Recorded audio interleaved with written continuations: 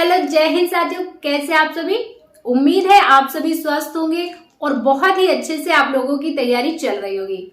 मैं नेहा स्वागत करती हूँ आप सभी का आपके अपने परिवार लक्ष्यवर्ध में। साथियों, आज हमारी मैथ की क्लास नंबर 29 है और जो हमारा चैप्टर है प्रॉफिट एंड लॉस, आज हम लोग लाभ और हानि चैप्टर पढ़ेंगे। साथियों, आप Delhi police, SSC GD, UP police किसी भी एग्जाम के लिए ये क्लास ले सकते हैं। साथियों, ज्यादातर विद्यार्थियों के कमेंट्स रहते हैं कि मैथ नहीं आता है तो हम क्या करें, हमको मैथ नहीं समझ में आता। अरे भाई, मैथ इतना बड़ा डरावनी चीज थोड़ी ना है कि आप उससे डर रहे हो मैथ नहीं आता।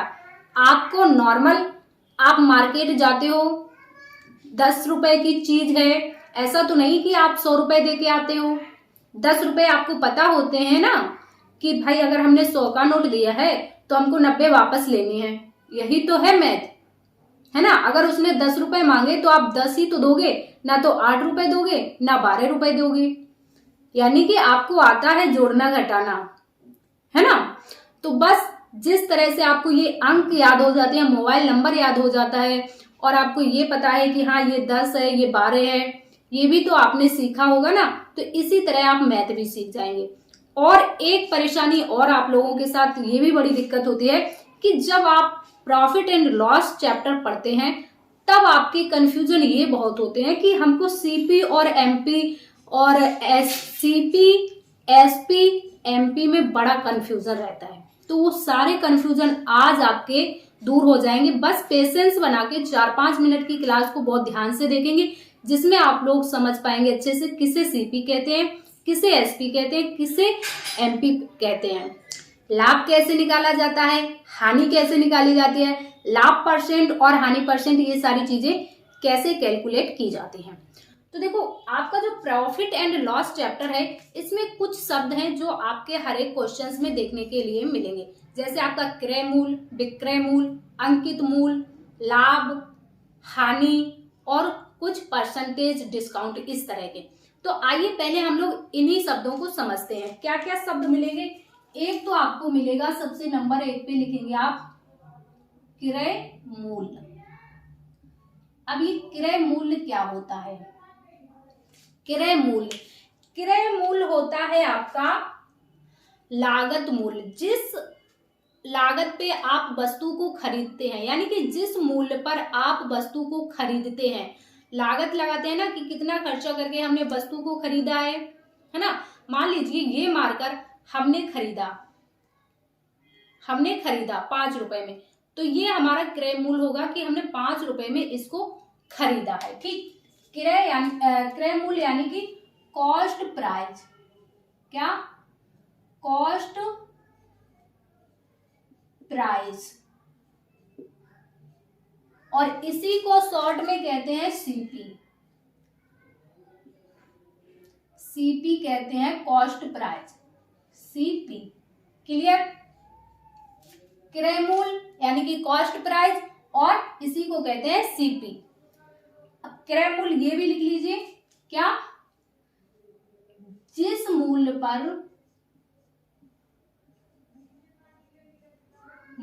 पर वस्तु को खरीदा जाता है।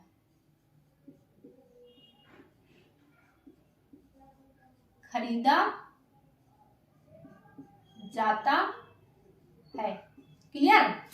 और इसी को ही लागत मूल्य भी कहते हैं, लागत मूल्य। क्लियर? समझ गए? क्रय मूल्य कॉस्ट प्राइस यानी कि सीपी, जिस मूल्य पर वस्तु को खरीदते हैं। ये मार्कर हमने 5 रुपए में खरीदा तो 5 रुपए हमारा क्या है? क्रय मूल्य है, यानी कि लागत मूल्य है। 5 रुपए लगाया हमने तब ये हमको मार्कर मिला। क्लियर? 5 रुपए में हमने खरीद लिया। अब एक आपको शब्द देखने को मिलेगा, क्या? विक्रय मूल्य। विक्रय मूल्य, विक्रय मूल्य क्या होता है बताएंगे? विक्रय मूल्य होता है आपका, मार्कर ही गड़बड़ कर गया। विक्रय मूल्य होता है आपका सेलिंग प्राइस। सेलिंग प्राइस यानी कि एसपी, जिस मूल्य पर वस्तु को बेचा जाता है। सेलिंग प्राइस, सेलिंग मतलब सेल करना यानी कि बेचना। जिस मूल्य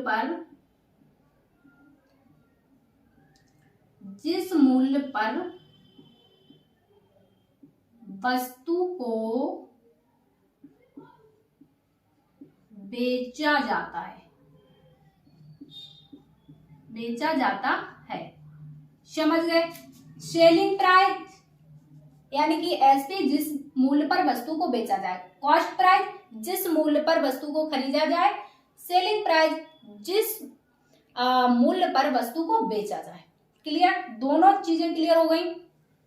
एक तीसरा होता है आपका अंकित मूल्य। क्या, नंबर 3 पे आपको देखने के लिए मिलेगा अंकित मूल्य। अब ये अंकित मूल्य क्या होता है? जैसे देखो, अंकित मूल्य, पहले आप इसका ये समझिए, मार्केटिंग प्राइस। क्या, मार्केटिंग रिटेल प्राइस। इसको आप एमपी भी लिखते हैं और एमआरपी भी लिखते हैं, एमपी और एमआरपी।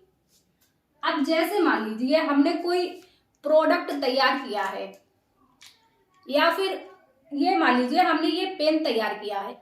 जैसे कि हमने ये स्वयं से पेन तैयार किया है, हम अलग से ये सारा सब कुछ लेके आए, इंक अलग से लेके आए और इसका पेन अलग से लेके आए। सब कुछ मिलाकर हमको ये जो भी इसके अंदर सामान हमने डाला है वो सामान पड़ा है सब मिलाकर के 20 रुपए का। ठीक, 20 रुपए सामान का हो गया और 5-10 रुपए हमारी मेहनत हो गई, यानी कि 30 रुपए में ये मार्कर बनके तैयार हो गया। ठीक, 30 रुपए में ये मार्कर बनके तैयार हो गया। लेकिन फिर हमने इसको बढ़िया से पैक वैक करके और एक चिप्पी लगा दी जो एमआरपी लिखी होती है 50 रुपए। समझ गए? तो लागत मूल्य जो इसका है, यानी कि जो बनाने के लिए तैयार हुआ है, बनके तैयार हुआ है, वो 30 रुपए का इसमें सामान लगा है। सब टोटल मिला के मेहनत और सामान 30 रुपए में ये पेन तैयार हो गया। लेकिन हम इसको मार्केट में एमआरपी लिख रहे हैं 50 रुपए। समझ गए? तो अंकित मूल्य क्या होता है? एमपी या फिर एमआरपी, जो आपको लिखा हुआ यहाँ पर चिप्पी में दिखता है। क्लियर?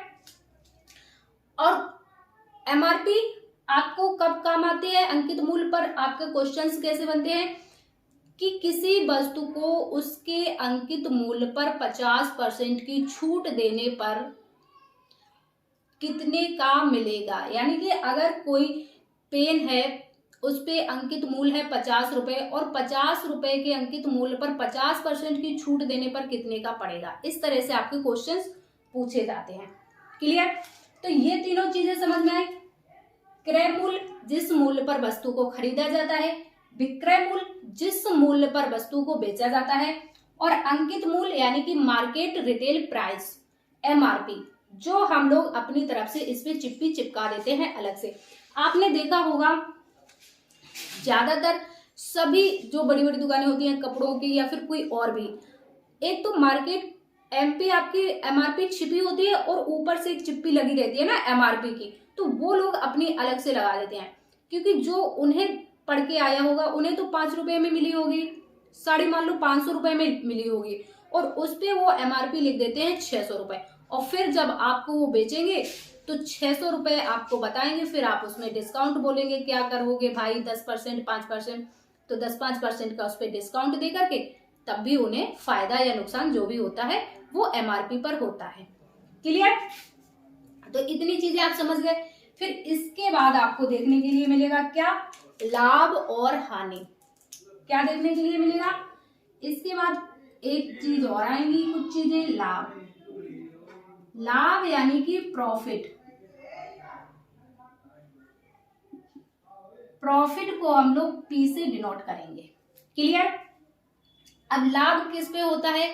लाभ या हानि, जैसे मान लीजिए आपने कोई चीज सीपी यानी कि जिस पे खरीदते हैं, सीपी मान लो आपने 10 रुपए है, किसी वस्तु का सीपी कितना है? 10 रुपए है, और एसपी कितना है उसका? आपका 12 रुपए है।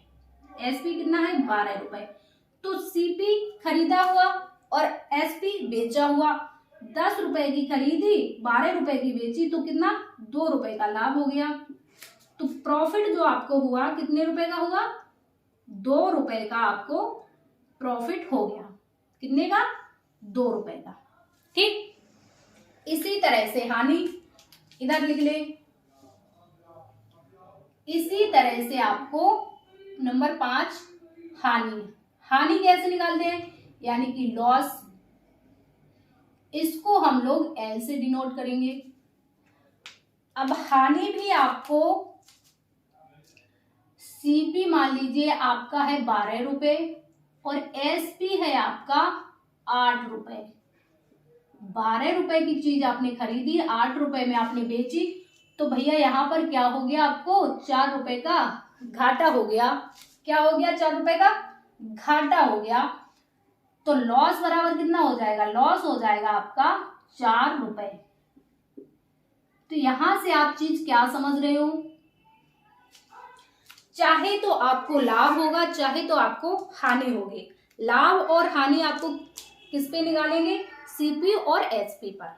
लाभ और हानि किस पे काउंट होती है आपकी, सीपी और एसपी पर। एक आप पॉइंट लिख लेंगे यहां पर, क्या, कि लाभ प्रतिशत हो या फिर हानि प्रतिशत। क्या, लाभ प्रतिशत तथा हानि प्रतिशत, तथा हानि प्रतिशत हमेशा आपको क्रय मूल्य पर निकालना पड़ेगा। क्रय, लाभ प्रतिशत तथा हानि प्रतिशत हमेशा क्रय मूल्य पर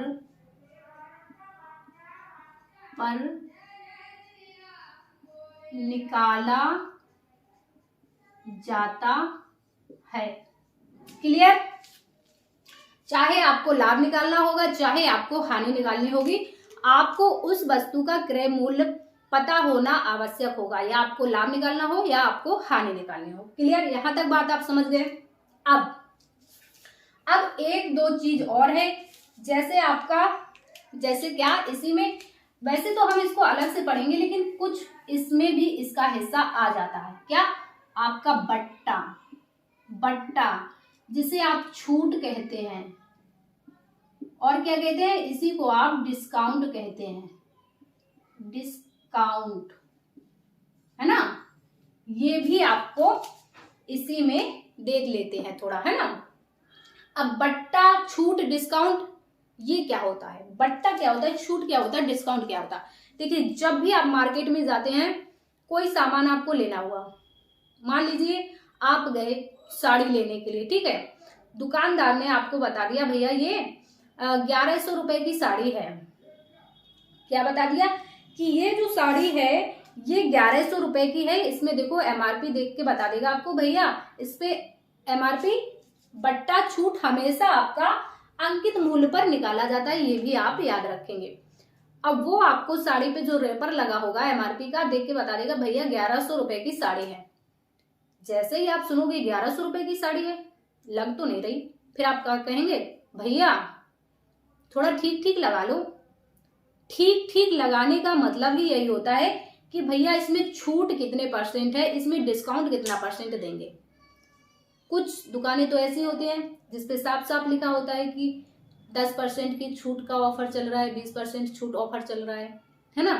लेकिन कुछ ऐसी होती हैं जिसपे किसी को तो 10% दे रहे हैं, किसी को 20% दे रहे हैं, और किसी को बिल्कुल दे ही नहीं रहे हैं छूट, है ना। तो जो आप बार्गेनिंग करते हो दुकान पे कि भैया ठीक ठीक लगा लो, इतना नहीं इतना लगा लो, तो वही होता है आपका छूट या डिस्काउंट। और जो आपको वो छूट देगा, डिस्काउंट देगा, वो किस मूल्य पर देगा, क्या वो आपको इस पे देगा, लागत मूल्य पर देगा, जितने पे वो लेके आया है उतने पे तो नहीं देगा। अगर 500 रुपए की वो चीज लेके आया है, साड़ी लेके आया है, तो वो 500 रुपए पर भी आपको अगर 10% छूट दे देगा तो उससे क्या बचेगा, उससे तो घाटा हो जाएगा। और कोई भी दुकानदार घाटा करने के लिए तो बैठा नहीं है ना। तो जो छूट होती है आपकी, बट्टा होता है, डिस्काउंट होता है, वो हमेशा आपको अंकित मूल्य पर यानी कि एमआरपी पर दिया जाता है। एमआरपी तो वो आप जान ही रहे हो कि बाद में लिख लेते हैं, है ना। तो जो आपका बट्टा है, छूट है, ये आपको अंकित मूल्य पर मिलता है, अंकित मूल्य पर मिलता है।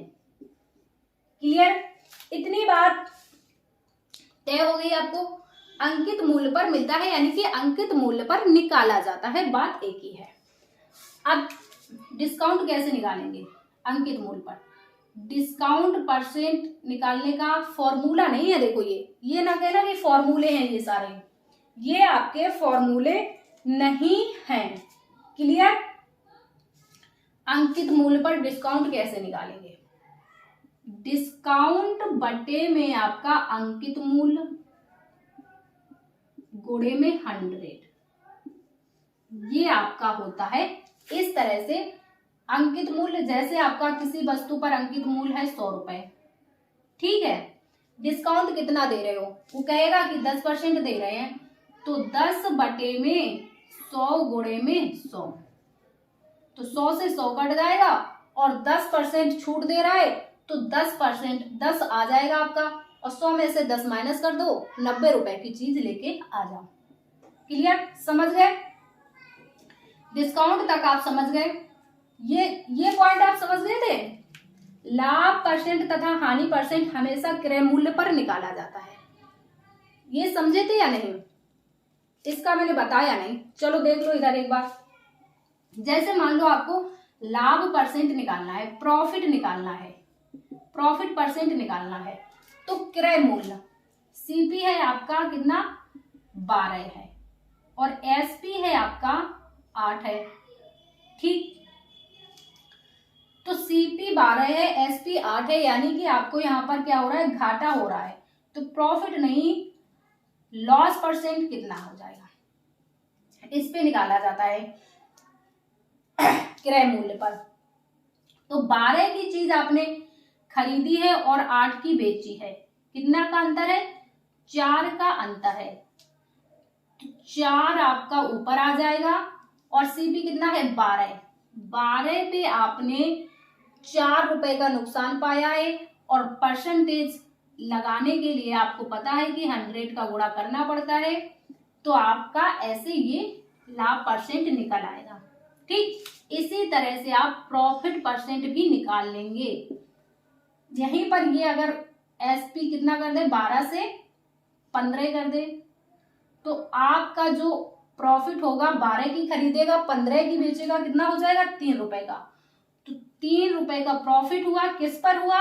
सीपी पर हमेशा निकाला जाएगा, 12 पर, और गुणा में 100% लाने के लिए, ठीक। समझ गए सारी चीजें? बताओ समझ गए सारी चीजें? एक बार फिर से देख लीजिए, ज्यादा परेशान होने की जरूरत नहीं है, बस इतनी चीजें अपने दिमाग में बिठा लीजिए, आपके क्वेश्चंस धीरे धीरे बनने लगेंगे। क्रय मूल्य जिस मूल्य पर वस्तु को खरीदा जाता है, विक्रय मूल्य सेलिंग प्राइस यानी कि एसपी, जिस मूल्य पर वस्तु को बेचा जाएगा। अंकित मूल्य एमआरपी होता है, ठीक। लाभ कैसे निकालते हैं? लाभ निकालना हो या हानि निकालना हो, हमेशा आपको क्रय मूल्य पर निकालना रहेगा, ठीक है। सीपी माइनस एसपी लाभ निकल आएगा, सीपी माइनस एसपी आपका हानि निकल आएगा। क्लियर? लाभ प्रतिशत या हानि प्रतिशत हमेशा क्रय मूल्य पर निकाला जाता है। लाभ निकालना है तो लाभ परसेंट, लाभ या फिर लाभ परसेंट बराबर क्रय मूल्य माइनस सीपी माइनस एसपी बटे में आपका सीपी गुणा में आपका 100। क्लियर? समझ गए? डिस्काउंट हमेशा अंकित मूल्य पर निकाला जाता है। इतने 4-5 पॉइंट हैं, आप हमेशा याद रखेंगे, ठीक। तो इतनी चीजें आपको समझ में आ गई, इनको आप अच्छे से स्क्रीनशॉट ले लीजिए या फिर नोट कर लीजिए। और चलो 1-2 क्वेश्चंस देख लेते हैं। पहला क्वेश्चन है आपका, लिखिए क्वेश्चन नंबर 1। किसी वस्तु को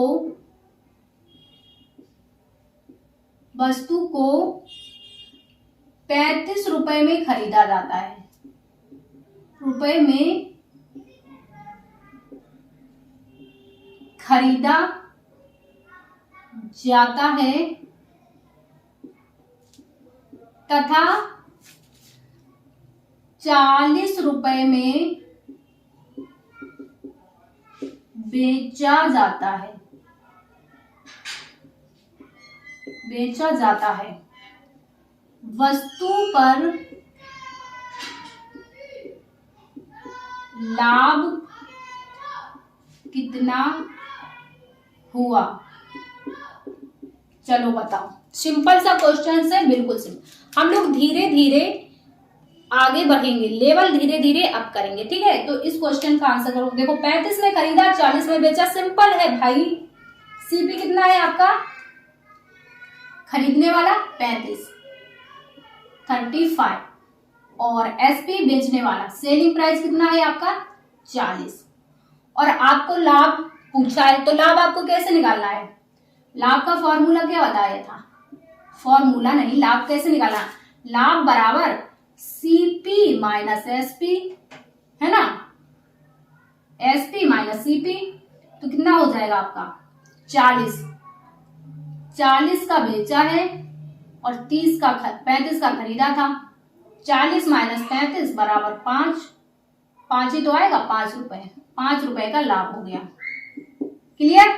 समझ गए? यही हो गया आपके क्वेश्चन का आंसर। समझ गए? ये तो आपका बिल्कुल इजी क्वेश्चन था भाई। लाभ कितना हुआ? 5 रुपए का हुआ। अब आपको बताना है इसी क्वेश्चन का होमवर्क। ये तो लाभ रुपए में हुआ है। होमवर्क आपका क्वेश्चन क्या है? इस क्वेश्चन का लाभ, आपको लाभ प्रतिशत बताना है।